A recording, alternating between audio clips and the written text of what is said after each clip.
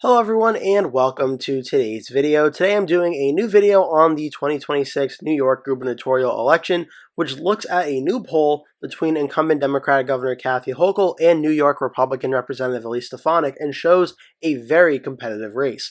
So just for some background on this race, if you're unfamiliar, in 2022, Kathy Hochul was officially elected as governor of the state of New York after serving as the lieutenant governor under Andrew Cuomo, and following his resignation, the Lieutenant Governor Hochul became governor of the state of New York. She then won the primary in 2022 and then won the governor's election in a very close race, the closest New York gubernatorial election that has been seen in the state since 1994.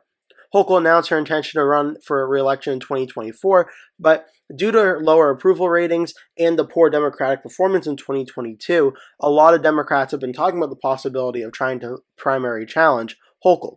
So far, two Democrats, Jamal Bowman and Richie Torres, have expressed interest in doing so, though none of them have officially declared as of yet. The early hypothetical polling does show, though, in these matchups, Hochul has a varying depending on the candidate and the margin, but she does have a pretty large lead over these Democratic challengers. There is a large percentage of undecided voters, so that is a notable factor, but at least starting out, Kathy Hochul has a pretty solid lead over the other Democratic candidates.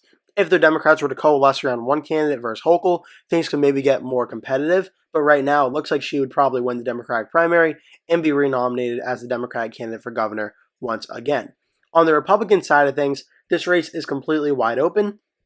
Two Republicans are running, Patrick Hahn and Carl Hyde Jr., but with respect to them, these aren't really the main candidates to watch. The main candidate to watch are U.S. Representatives Mike Lawler and U.S. Representative Elise Stefanik. These two are the top two Republicans that have the most name recognition in this race, and these two have the potential to make this race the most competitive. Elise Stefanik's name has only come up very recently in the past few weeks or so about a possible run for governor, and when primary polls include Stefanik, she leads in every single poll that's had her so far.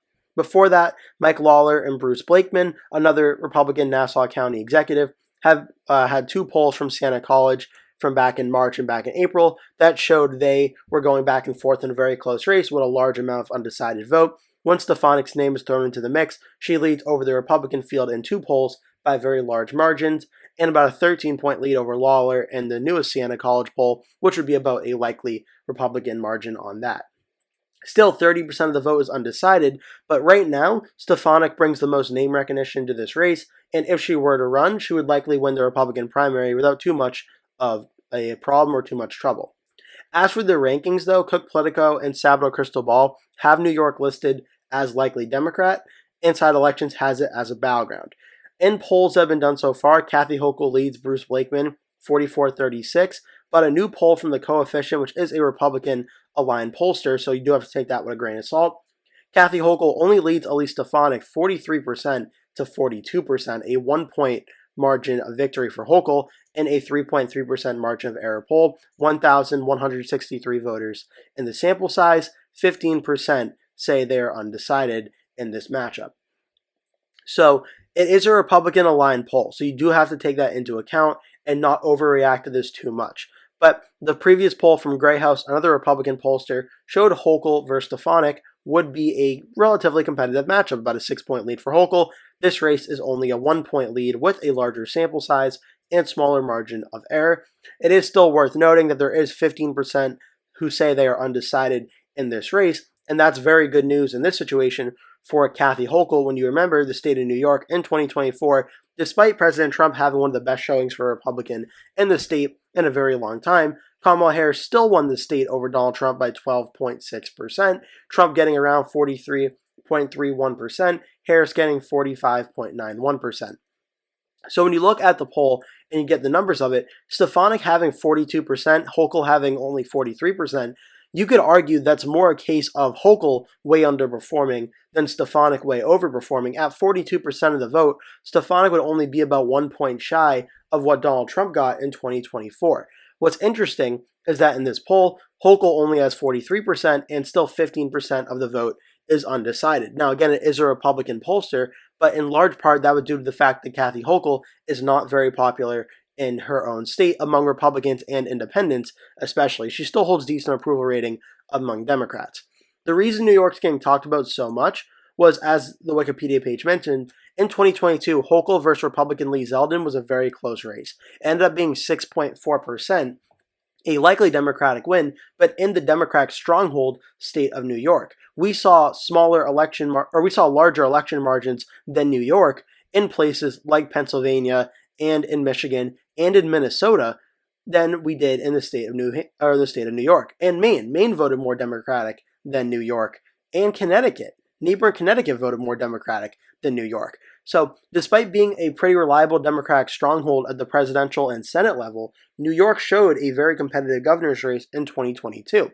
And if Kathy Hochul's approval ratings haven't rebounded, and if anything, they've gotten worse over the last 4 years or so, Republicans are likely seeing New York as a prime opportunity to try and flip a governor's seat that's long been Democratic. I believe you have to go back to the early 2000s to find the last time New York voted for a Republican for governor. I think it might have been 2002. Yeah, 2002, with the Republican George Pataki was the last time the Republicans won the governor's race in New York. So you have to go back a long, long time. And there was also a large amount of third-party vote in that election. Going back to 1998, Pataki won by 21. Again, large amounts of third-party vote.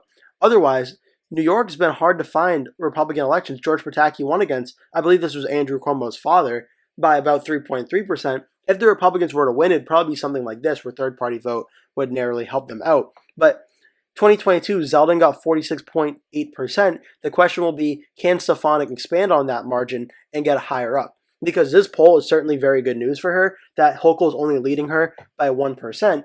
But again, in such a Democratic state like New York, where Kamala Harris just got 56% of the vote, Stefanik only getting 42% of the vote in the poll really shouldn't be the main Republican optimism. The optimism for Republicans should be Hochul only getting 43%.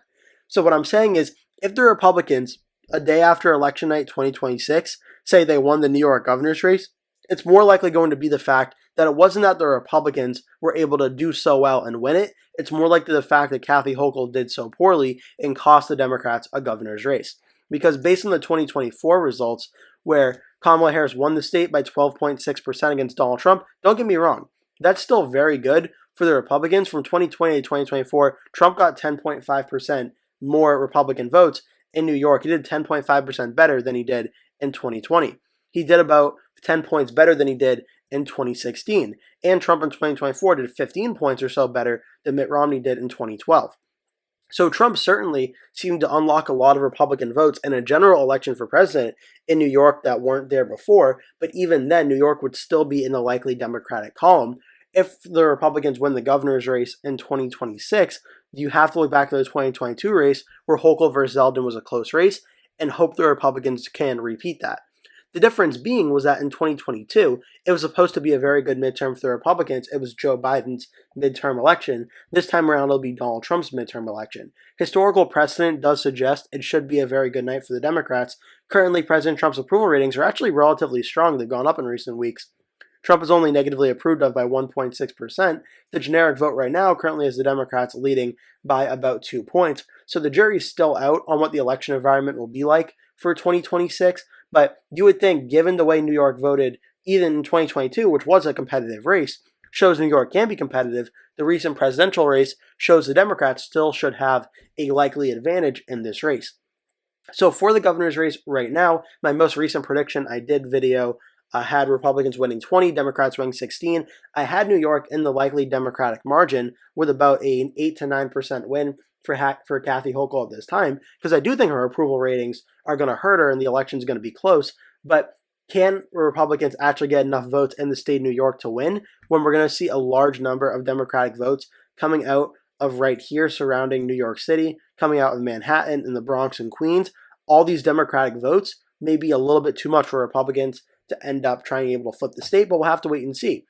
As for Elise Stefanik's case, I think this is a situation where she knows in a race versus Hochul, it's going to be a tough battle. It's going to be an uphill battle in such a Democratic state like New York. But if she were to run and make this race competitive, and she doesn't even have to win, but just making it competitive and making it a close race, that alone might be enough to boost her standing in the Republican primary or in the Republican Party, where national Republicans are so happy with her that she did that to make New York competitive. That causes the Democrats to have to spend resources in New York which could open the opportunity for Republicans in Arizona, in Kansas, Nevada, Iowa, Georgia, Wisconsin, Michigan maybe. That might give her a little bit of a boost that puts her into maybe vice president or even president consideration for 2028 and 2032 for essentially giving the party a service and trying to make New York competitive for 2026. That's all speculation, of course, but it would be something very interesting to potentially watch out for if Stefanik does decide to challenge Hochul. I hope you enjoyed this video. Leave a comment below, tell me your thoughts about this poll and about what I said in this video, what you think about all that. I can't wait to check all those comments out. Also, make sure to hit like and subscribe if you really enjoyed this video, and I hope to see you in a future video.